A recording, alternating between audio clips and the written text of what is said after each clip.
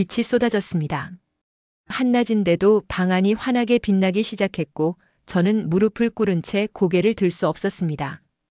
기도 중이었는데 갑자기 눈앞이 하얗게 변했고 숨이 멎을 것 같았습니다. 로마 군인으로 수십 번의 전투를 경험했지만 이런 두려움은 처음이었어요. 제 심장이 너무 빠르게 뛰어서 그런지 가슴이 터질 것 같았고 손은 바닥에 짚은 채 떨리고 있었습니다. 고넬료.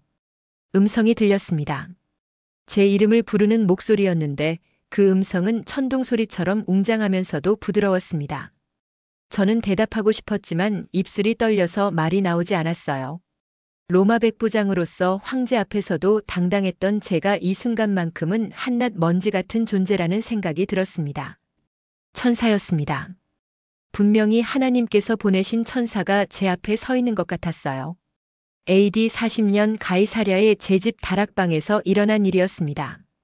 저는 이탈리아 부대의 백부장이었습니다.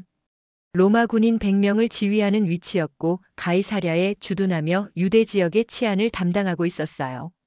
제 집은 지중해가 내려다 보이는 언덕에 있었는데 아침마다 창문을 열면 푸른 바다와 항구가 한눈에 들어왔습니다. 로마 군인으로서는 상당히 좋은 대우를 받고 있었고 부족함 없이 살고 있었죠. 아내 클라우디아는 로마 귀족 출신이었는데 처음에는 유대 땅에 오는 것을 꺼렸지만 이제는 이곳 생활에 잘 적응했습니다. 두 아들 마르쿠스와 루키우스는 각각 15살과 12살이었어요. 마르쿠스는 저처럼 군인이 되고 싶어 했고 루키우스는 학문에 관심이 많았습니다.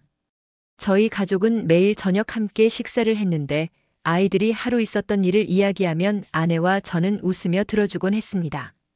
하지만 제 마음 한구석에는 늘 무언가 비어있는 느낌이 있었습니다.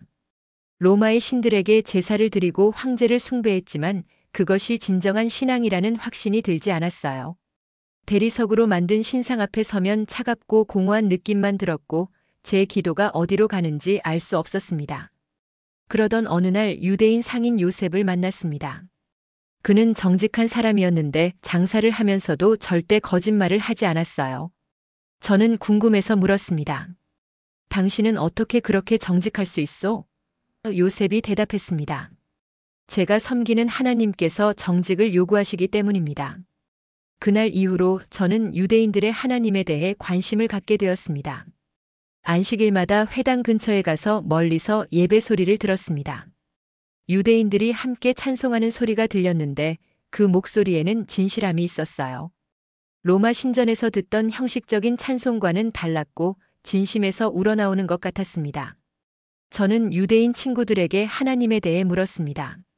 천지를 창조하신 분이라는 것, 우상을 금하신다는 것, 사랑과 공의의 하나님이시라는 것을 배웠어요. 밤마다 혼자 기도하기 시작했습니다. 만약 당신이 진정한 하나님이시라면 저에게도 당신을 알게 해주십시오. 간절히 구했고 눈물을 흘리며 기도했습니다. 아내도 함께 기도하기 시작했습니다. 처음에는 의아해했지만 제가 변화하는 모습을 보고 관심을 갖게 되었어요. 저는 술을 덜 마시게 되었고 부하들에게 더 인자하게 대했습니다. 집에서도 화를 내는 일이 줄었고 아이들과 더 많은 시간을 보내려고 노력했어요. 아내가 말했습니다. 당신이 믿는 그 하나님이 당신을 변화시키고 있어요. 우리 부부는 함께 무릎 꿇고 기도했습니다. 아이들도 함께 했고 저희 가족 전체가 보이지 않는 하나님을 찾기 시작했습니다. 매일 오후 3시가 되면 저는 다락방에 올라가 기도했습니다. 유대인들의 기도 시간을 따라 한 것이었는데 그 시간이 제게는 가장 소중한 시간이 되었어요. 또한 가난한 사람들을 돕기 시작했습니다. 가이사랴에는 가난한 유대인들이 많았는데 저는 그들에게 음식과 옷을 나누어 주었어요. 처음에는 로마 백부장이 유대인을 돕는다는 것이 이상하게 보였을 겁니다. 하지만 저는 계속했고 점점 더 많이 도왔습니다. 제 월급의 상당 부분을 가난한 사람들을 위해 썼는데 그럴수록 마음이 평안해지는 것 같았어요. 아내도 함께 도왔습니다. 과부들을 찾아가 필요한 것을 물어보았고 고아들에게 빵을 나누어 주었습니다. 부하 군인들도 저를 이상하게 보았지만 제 명령에는 복종했고 점차 저를 존경하기 시작했습니다. 유대인들 사이에서 제 평판이 좋아졌습니다. 처음에는 로마 군인을 경계하던 그들이 점점 마음을 열었어요. 회당의 장로들이 저를 찾아와 감사를 표했고 몇몇은 제게 율법에 대해 가르쳐 주기도 했습니다. 하나님을 경외하는 사람이 되십시오. 한 랍비가 말했습니다. 할례를 받지 않아도 하나님께서는 당신의 마음을 보십니다. 그 말이 저에게 큰 위로가 되었어요. 저는 이방인으로 태어났지만 하나님께서 저를 받아주실 수 있다는 희망을 갖게 되었습니다. 매일 기도할 때마다 하나님과 가까워지는 느낌이 들었고 제 삶에 의미가 생기는 것 같았습니다. 그러던 어느 날이었습니다. 오후 3시 평소처럼 다락방에서 기도하고 있었어요. 창문을 통해 들어오는 햇빛이 따뜻했고 바다에서 불어오는 바람이 시원했습니다. 무릎을 꿇고 두 손을 모은 채 기도를 시작했습니다. 하늘과 땅을 지으신 하나님, 이방인인 저를 불쌍히 여기소서. 제가 당신을 온전히 알기를 원합니다. 눈을 감고 간절히 구했는데 갑자기 방 안이 밝아지기 시작했습니다. 처음에는 햇빛이 더 강해진 줄 알았어요. 하지만 눈을 떠보니 그게 아니었습니다. 방 전체가 환한 빛으로 가득 차 있었고 그 빛은 햇빛과는 전혀 다른 것이었어요. 저는 놀라서 뒤로 물러섰습니다.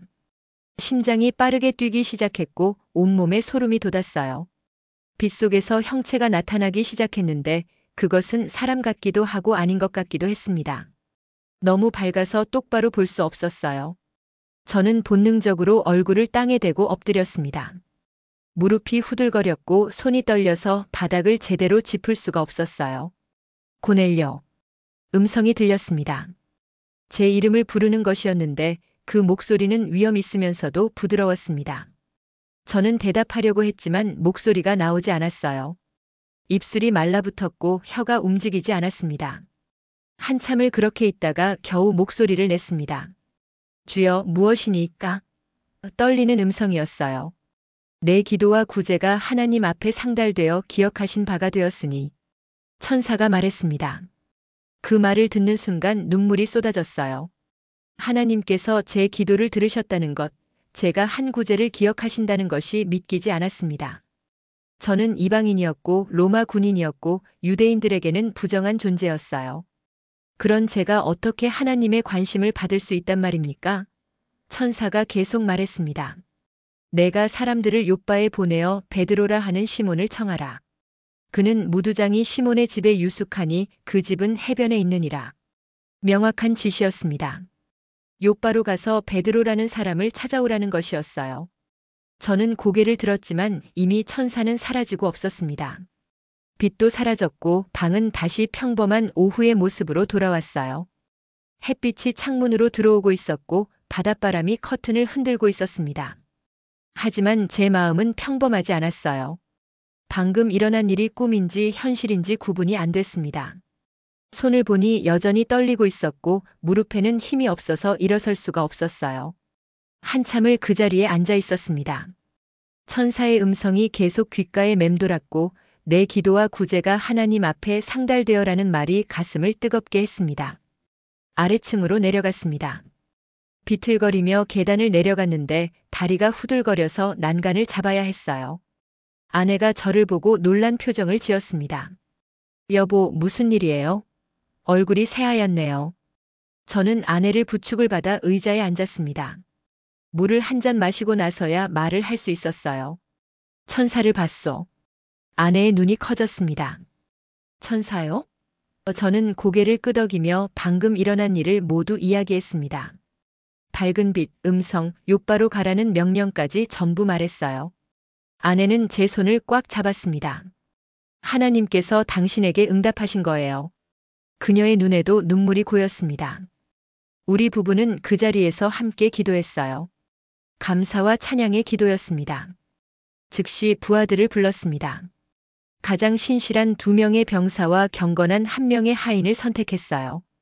그들은 평소에도 저와 함께 기도하던 사람들이었고 제가 구제할 때 도와주던 이들이었습니다.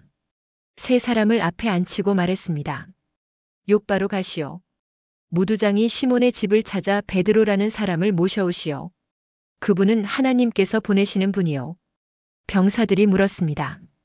무슨 일입니까, 백부장님? 저는 천사를 본 일을 간단히 설명했어요. 그들의 얼굴에 경외감이 떠올랐습니다. 즉시 출발하겠습니다. 그들은 일어나 준비를 시작했고 해가 지기 전에 욥바를 향해 떠났습니다. 그날 밤 저는 잠을 잘 수 없었습니다.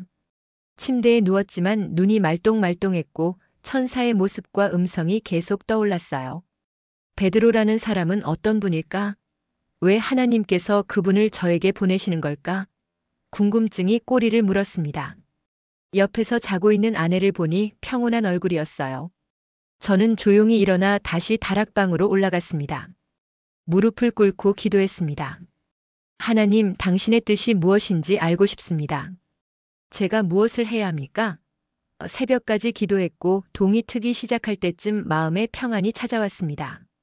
하나님께서 모든 것을 인도하고 계시다는 확신이 들었어요. 다음 날도 기도로 시작했습니다. 온 가족이 함께 모여 무릎을 꿇었고 아이들도 진지한 표정으로 기도했어요. 마르쿠스가 물었습니다. 아버지, 베드로라는 분이 오시면 우리가 유대교로 개종하는 건가요? 저는 아들의 머리를 쓰다듬으며 말했습니다. 아들아, 중요한 것은 종교가 아니라 하나님이시다. 우리는 진리를 찾는 거란다. 루키우스도 물었습니다. 로마의 신들은 어떻게 되나요? 저는 대답했습니다. 그것들은 사람이 만든 우상일 뿐이다. 진짜 하나님은 한 분이시고 천지를 만드신 분이시란다. 아이들은 고개를 끄덕였고 진지하게 받아들이는 것 같았습니다. 이틀째가 되었습니다. 욥바까지는 하루 정도 걸리는 거리였으니 곧 소식이 올 거라고 생각했어요. 하지만 기다리는 시간이 너무 길게 느껴졌습니다. 집 안을 오가며 창밖을 계속 바라봤고 누군가 오는 것 같으면 문 쪽으로 달려갔어요. 아내가 웃으며 말했습니다. 진정하세요.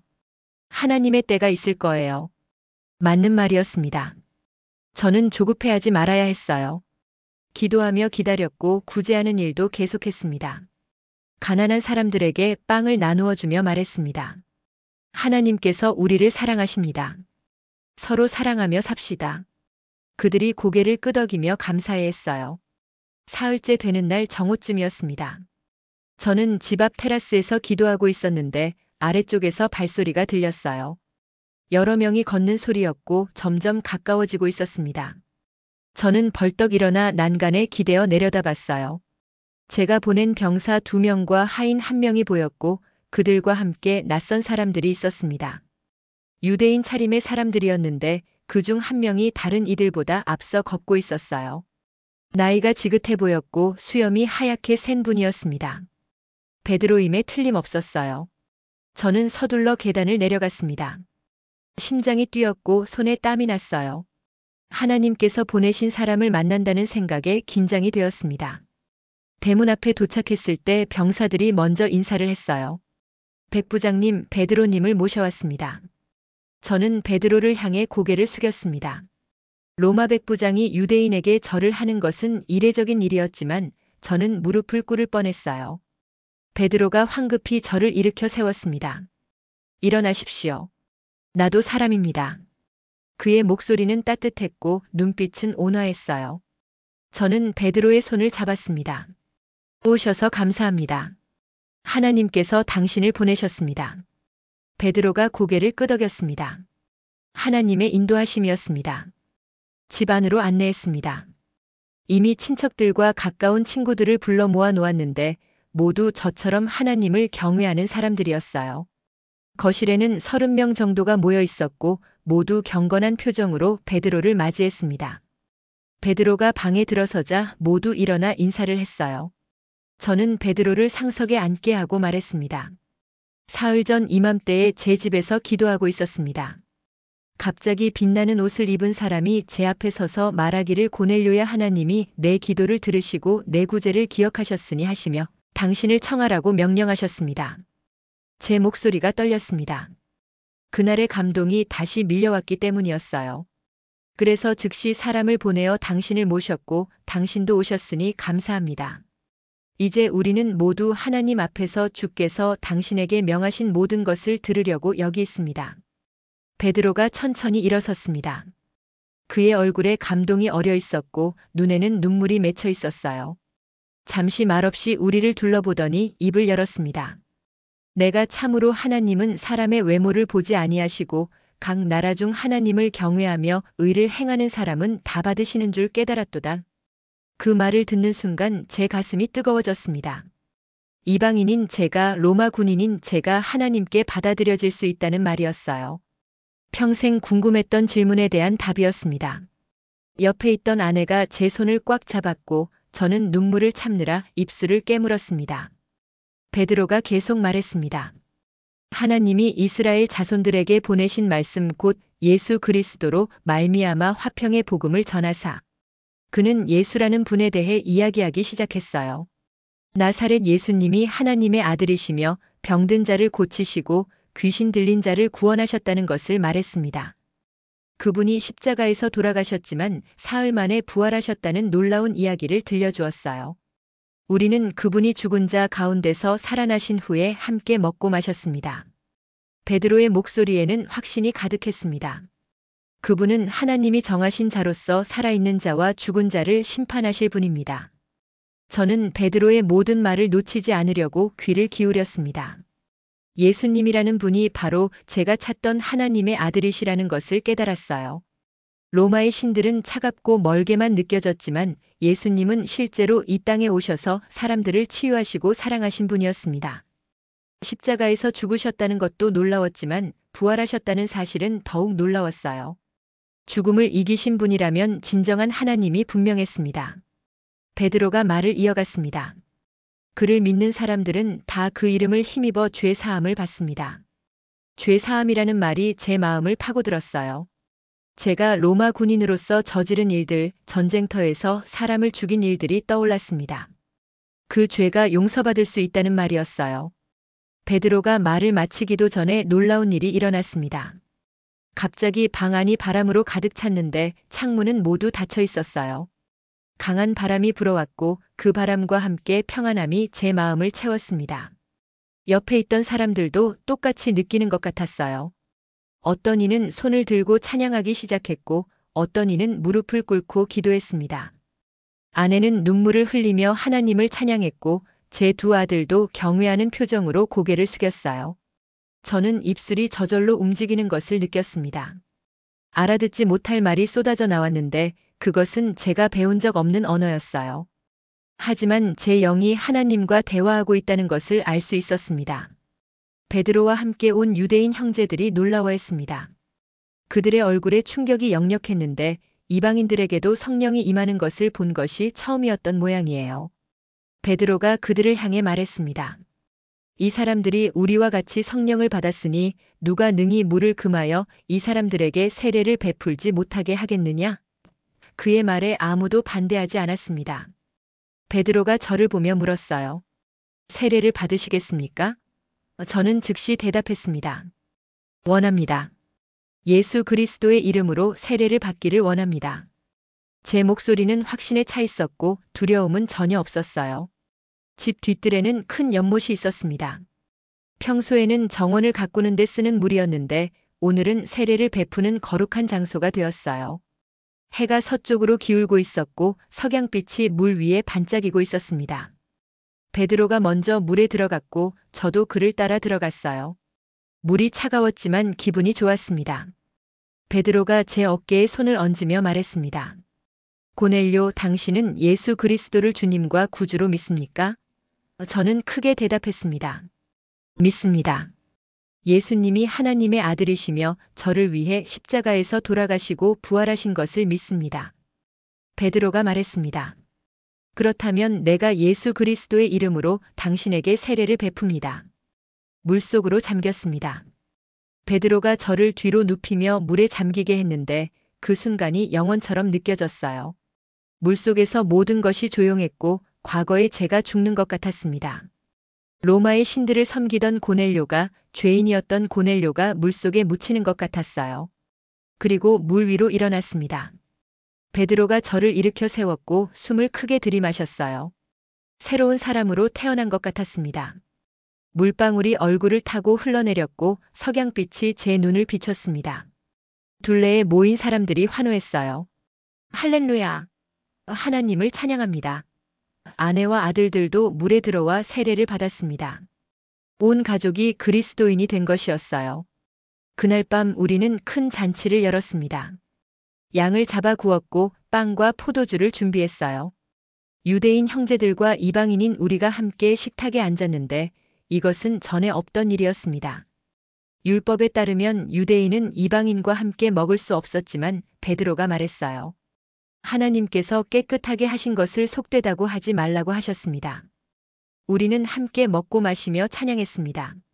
베드로가 예수님에 대한 이야기를 더 들려주었는데 오병이어의 기적, 물 위를 걸으신 일 나사로를 살리신 1등을 말해주었어요. 저는 한마디 한마디를 가슴에 새겼고 더 많이 알고 싶었습니다. 베드로는 며칠 동안 저희 집에 머물렀습니다. 매일 아침 함께 기도했고 예수님의 가르침을 배웠어요.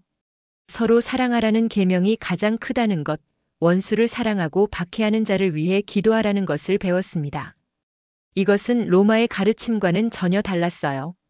로마는 힘으로 정복하고 지배하라고 가르쳤지만 예수님은 사랑으로 섬기라고 가르치셨습니다. 베드로가 말했습니다. 주님께서는 섬김을 받으러 오신 것이 아니라 섬기러 오셨고 많은 사람의 대속물로 자기 목숨을 내주러 오셨습니다. 그 말씀이 제 마음을 찔렀어요. 백부장인 저는 늘 섬김을 받았지만 이제는 섬겨야 한다는 것을 깨달았습니다. 베드로가 떠나기 전날 밤이었습니다. 우리는 다락방에서 함께 기도했는데 베드로가 제 손을 잡으며 말했어요. 고넬료 형제여, 하나님께서 당신을 크게 쓰실 것입니다. 이방인 중에서 처음으로 복음을 받았으니 이제 다른 이방인들에게도 전하십시오. 저는 고개를 끄덕였습니다. 그렇게 하겠습니다. 제가 아는 모든 사람에게 예수님을 전하겠습니다. 베드로가 미소 지었습니다. 주님께서 함께 하실 것입니다. 두려워하지 마십시오. 그날 밤 저는 새벽까지 기도했어요. 하나님께 감사드렸고 앞으로 어떻게 살아야 할지 물었습니다. 마음속에 평안과 확신이 찾아왔고 제가 해야 할 일이 분명해졌습니다. 다음 날 아침 베드로를 배웅했습니다. 온 가족과 친구들이 함께 나와 작별 인사를 했어요. 베드로가 제 어깨를 두드리며 말했습니다. 주 안에서 다시 만날 것입니다. 저는 눈물을 참으며 대답했습니다. 하나님께서 인도하시는 대로 따르겠습니다. 베드로 일행이 멀어져 가는 모습을 지켜봤는데 가슴이 뭉클했어요. 단 며칠이었지만 제 인생이 완전히 바뀌었습니다. 이제 저는 예수 그리스도를 믿는 사람이었고 하나님의 자녀가 되었어요. 로마 백부장이었지만 동시에 그리스도인이었습니다. 이 두 정체성을 어떻게 조화시켜야 할지 고민이 되었지만 하나님께서 길을 보여주실 거라 믿었습니다. 군대로 돌아갔을 때 변화가 시작되었습니다. 저는 부하들에게 더 자비롭게 대했고 부당한 명령을 거부하기 시작했어요. 예를 들어 무고한 유대인을 체포하라는 명령이 내려왔을 때 저는 증거가 불충분하다며 거부했습니다. 상관들이 이상하게 여겼지만 제 전공이 많았기에 크게 문제 삼지 않았어요. 부하들도 변화를 알아챘습니다. 백부장님이 달라지셨습니다. 한 병사가 말했어요. 저는 그에게 예수님에 대해 이야기했습니다. 처음에는 의아해했지만 점차 관심을 보이기 시작했고 몇몇 병사들은 저와 함께 기도하기 시작했어요. 집에서는 정기적으로 모임을 열었습니다. 예루살렘에서 온 형제들이 가끔 방문해서 말씀을 전해주었고 저희는 그 말씀을 듣고 배웠어요. 가이사랴에 작은 교회가 생기기 시작했습니다. 처음에는 10명 정도였지만 점점 늘어나서 한 달 후에는 20명이 넘었어요. 유대인과 이방인이 함께 예배드렸고 주인과 종이 함께 기도했습니다. 이것은 로마 사회에서는 상상할 수 없는 일이었어요. 하지만 그리스도 안에서는 모두가 형제자매였고 신분의 차이가 없었습니다. 여기는 헬라인이나 유대인이나 종이나 자유인이 없고 오직 그리스도만이 계십니다. 바울이 나중에 쓴 편지에 나오는 말씀이었는데 우리는 이미 그것을 실천하고 있었어요. 구제 활동도 더욱 활발해졌습니다. 이제는 예수님의 이름으로 가난한 자들을 도왔고 그들에게 복음도 함께 전했어요. 예수님께서 당신을 사랑하십니다라고 말하며 빵을 나누어 주었고 하나님께서 당신을 기억하십니다라고 말하며 옷을 주었습니다. 사람들이 감동했어요. 로마 백부장이 이렇게까지 하는 것을 본 적이 없었기 때문입니다. 어떤 이들은 물었습니다. 왜 이러십니까? 저는 대답했습니다. 예수 그리스도께서 저를 사랑하셔서 목숨을 내주셨습니다. 저도 다른 사람들을 사랑하는 것이 당연하지 않겠습니까? 많은 사람이 예수님을 믿게 되었고 세례를 받았어요. 하지만 박해도 시작되었습니다. 로마 당국이 그리스도인들을 감시하기 시작했고 저에게도 압력이 들어왔어요. 상관이 저를 불러 말했습니다. 고넬료, 자네가 유대인들의 미신을 믿는다는 소문이 있네. 사실인가? 저는 똑바로 대답했습니다. 예수 그리스도를 믿습니다. 그분은 미신이 아니라 참된 하나님이십니다. 상관의 얼굴이 굳어졌어요.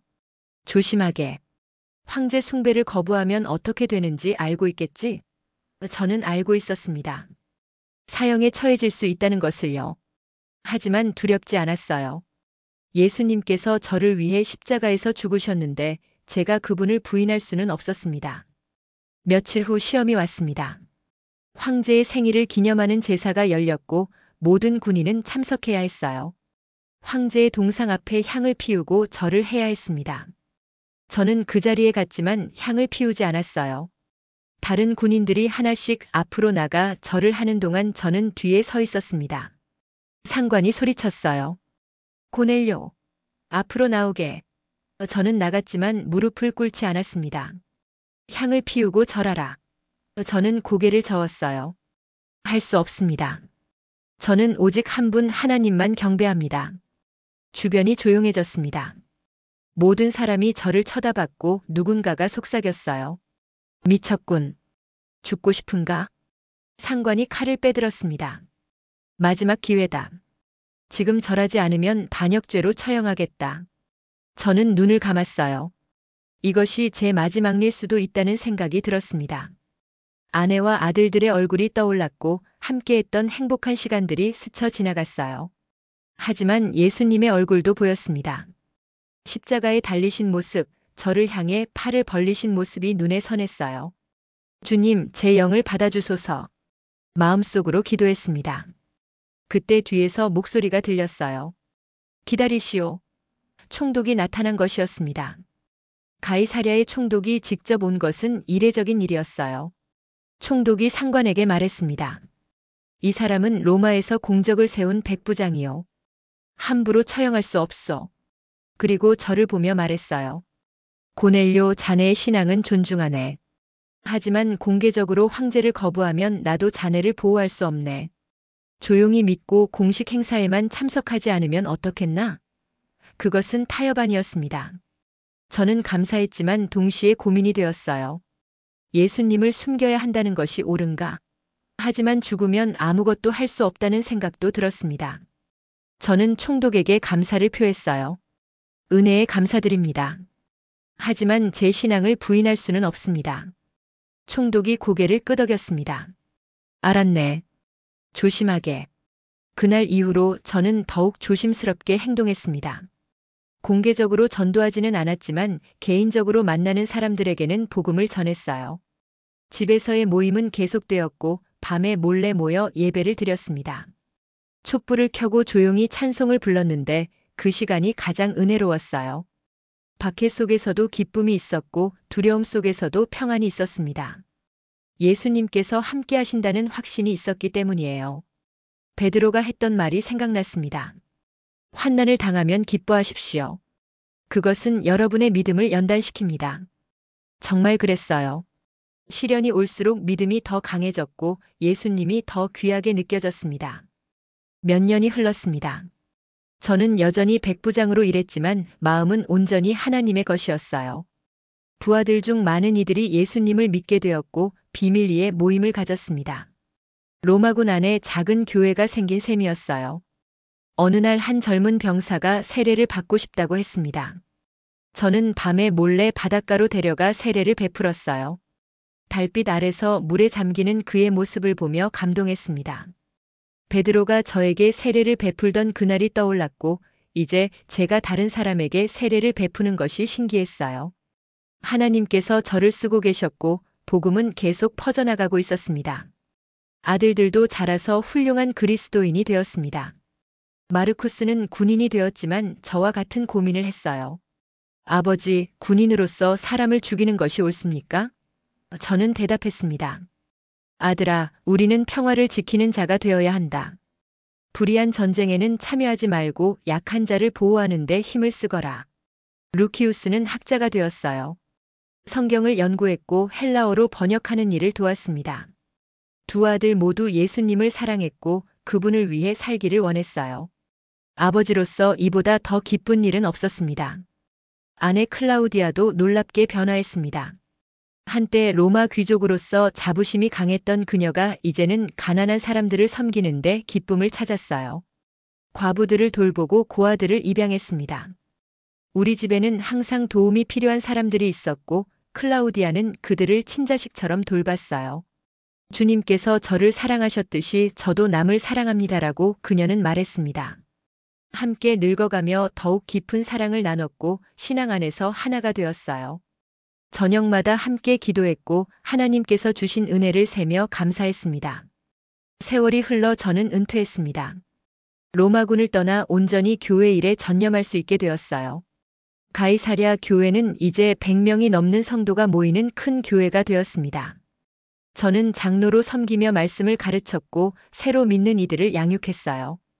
예루살렘 교회와도 교류가 많아졌습니다. 야고보와 요한도 여러 번 방문했고 나중에는 바울이라는 놀라운 사도도 만났어요. 바울은 이방인의 사도였는데 그가 전하는 복음은 강력했습니다. 그와 함께 많은 시간을 보내며 배웠고 그의 선교 여행을 물질적으로 후원하기도 했어요. 어느 날 바울이 저에게 말했습니다.